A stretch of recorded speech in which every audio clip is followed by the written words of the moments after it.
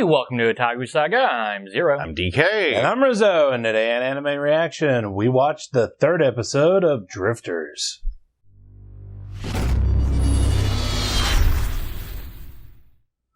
If you want to check out our reaction to the third episode of Drifters, hit that link in the description below. And be sure to give us feedback in the comment section because we love hearing from you. And as always, if you like what you see, subscribe to Otaku Saga. And don't forget to like and share our videos. And thanks for watching.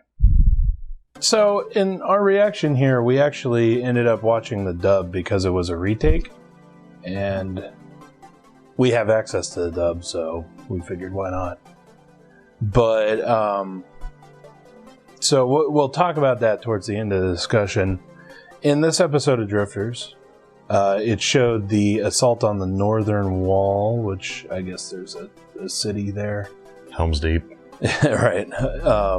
Actually, I was thinking the cities from Attack on Titan. Oh, okay. And whatnot. But, yeah, so it shows the Black King and his army and the Ends attacking the northern wall, which happens to be where Abe no Harakira, I believe. Yeah. Totally Abe not no Abe no Seimei. It is actually Abe no Seimei. I'm really not sure about that. Why there's a distinction, but Yeah. Abe no Harakira. Let's see, CPO and Hannibal. Butch Cassidy and the Sundance Kid. All of them are located there. And yeah, I mean, it basically shows the battle of the Northern Wall. Midway through the battle, a door opens up in midair, and out comes a Zero Fighter. Oh, out comes the awesome. Out comes the awesome. Piloted by Naoshi Kano, who was an actual squadron leader in World War II, and he actually, like in real life, disappeared shortly before the end of the war. So That's actually a little interesting. And I like how. Go ahead. I like how right there, right when the Zero pilot shows up, Abe no Harakira is like, which one? In the dub that we watched, he actually screams out, "Friend or foe? I can't tell." And in the subbed, it was just which one. Yeah. That's all he said. Yeah. Well, yeah. Funimation made it a little clearer, I think, in their English script. Yeah. Which I enjoy. Well, they're pretty well practiced at it. Well, I mean, Crunchyroll's pretty practiced at doing subs, which is working together on the sub that we watch. Basically, Crunchyroll and Funimation, have a partnership, and so Funimation just handles dubs now, and Crunchyroll handles all of Funimation's sub materials. So, well, translating is one thing, but kind of making like everything that's supposed to be implied clear to an English audience, a definite merit on the part of Funimation and Crunchyroll, because they do a really good job with this. But yeah, so interesting thing in the real history of Naoshi Kano is that shortly before he disappeared, like a couple days before he disappeared, his hometown had been firebombed. Which is why in this episode, when he's flying over the city and he sees the dragons basically firebombing the town, that's why he snaps. He snaps. Like, it clicks for him, and he's like, okay, I'm gonna kill the dragons, because fuck those guys. Basically. Yep. Yeah. That's kind of interesting, actually, because up until this point, it seemed pretty clear which side every, drifter or end was on. because of who they were approached by. But I guess if you get killed in midair, Murasaki or whatever that girl is who controls the ends, they can't get a hold of you, it seems. That would be a funny scene, trying to have a big old Zero fighter waiting at Murasaki's desk. I kind of want to see that, actually. Right? But the other thing that's the other thing that I've kind of pieced together, looking at some more supplementary material from the series, is that the one thing that the ends all have is that the way that they died is usually very, very painful, and they kind of died hating humanity. Yeah. So, or with some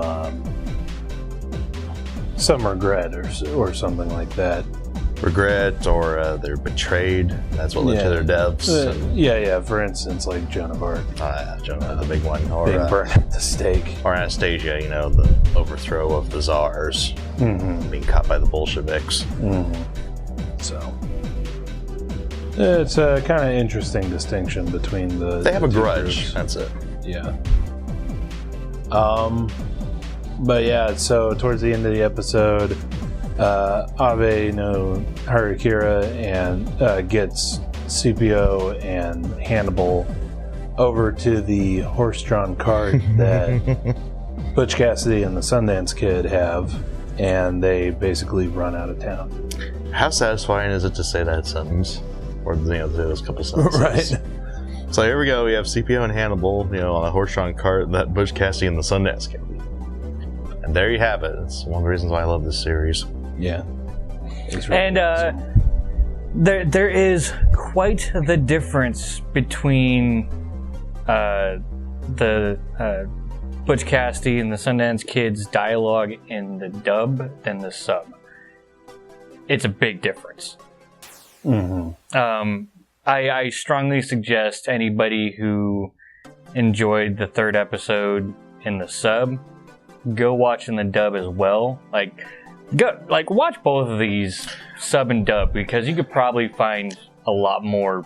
Yeah, that's the reason why. Sorry, right. That's the reason why nowadays a lot of times I'll watch both of them, which is one of the big reasons why I pay for my Funimation subscription, is because there is a difference, and I like to see how they do it.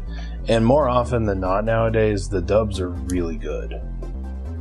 If you ever go back and watch the dub for Boku no Hero Academia or My Hero Academia, that one was super good, just top notch.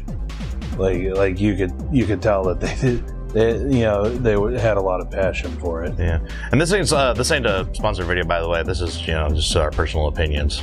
Yeah, on the dubs. There's reasons why we pay for a lot of subscriptions. Get that gem, and I touched upon it in the reaction, but a lot of stories come along where watching them as an English dub makes a lot more sense actually than watching it in Japanese. Well, I think this is, I believe, is one of them. I think that one of the other things that they can do in the dub, obviously, Butch Cassidy and the Sundance Kid, they were English. Yeah. They were cowboys basically. Their dialogue would be, hard Western, Southern accents, and all the mannerisms that come with it. They didn't call it a cigarette; they called it a coffin nail. Other things like that the Japanese don't really have a firm grasp on, and especially in their language. Or they don't. Yeah, they don't have an equivalent in their language. In a way. Yeah. But another thing also that you get, the Western voice actors have a better grasp on accents So, I mean, you see, like, say, Joan of Arc and Anastasia during their scene, you know, you can hear a French accent, you can hear a Russian accent. That's a little bit harder for Japanese seiyuu to emulate.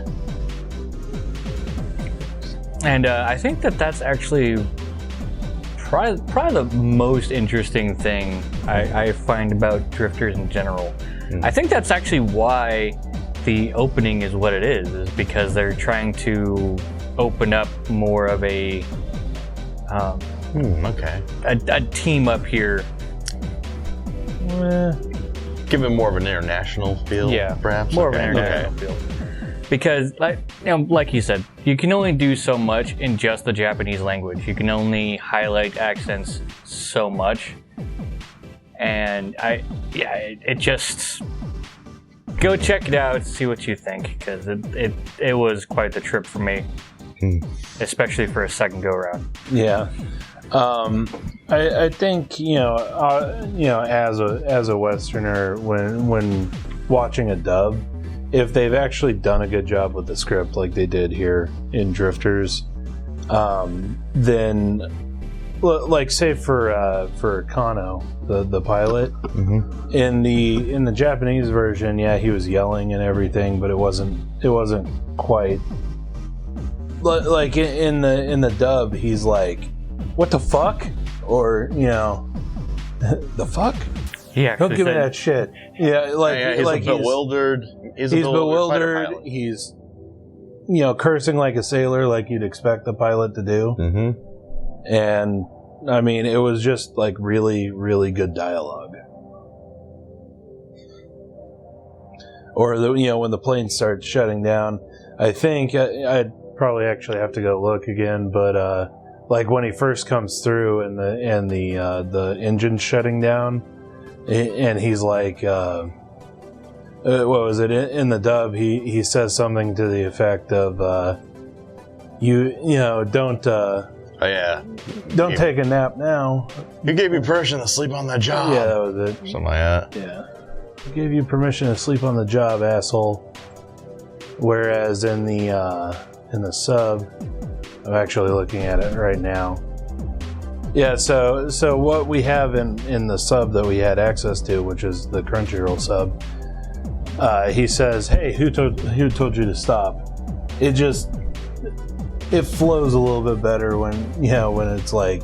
Yeah, it goes back to the point I made earlier about, the difference between translating it and then scripting it so it makes sense to an English listener. And again, Crunchyroll and Funimation both did a fantastic job with that. But yeah, you find with the script in dubs, they take a little bit more of a license on the dialogue to make it sound better. And that is what makes like this current crop of dubbed anime so much better than in the 80s and 90s when they tried to do literal translations. Literal translations do you no good. That's how you get donuts out of rice balls, people.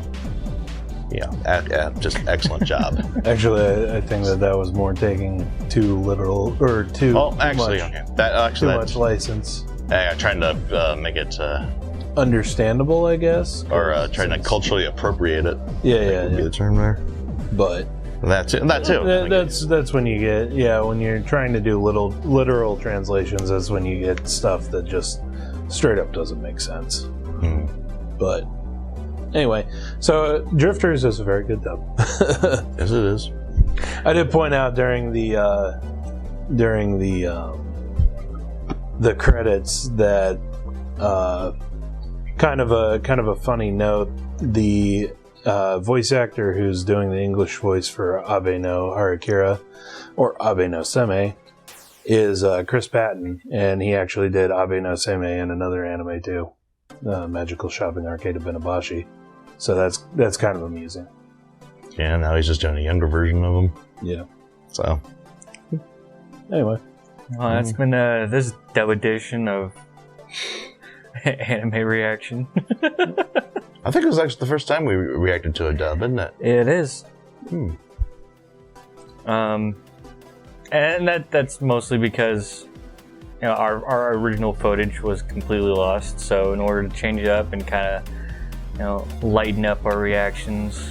Oh yeah.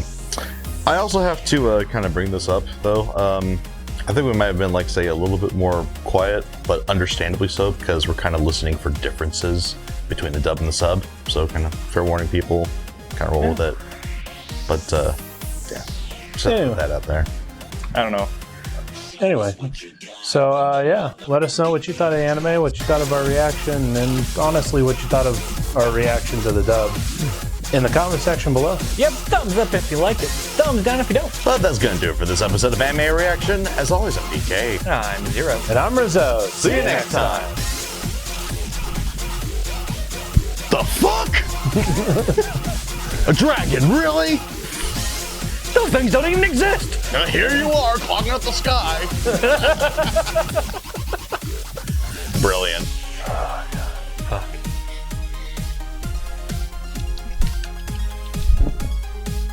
Go ahead and click on my face to go to our Otaku Saga Talks, the good, the bad, and the otaku. Click on my face to go to OS Gaming, our gaming channel. And click on the waifu to subscribe to Otaku Saga and check out our new and improved Patreon page. The fuck?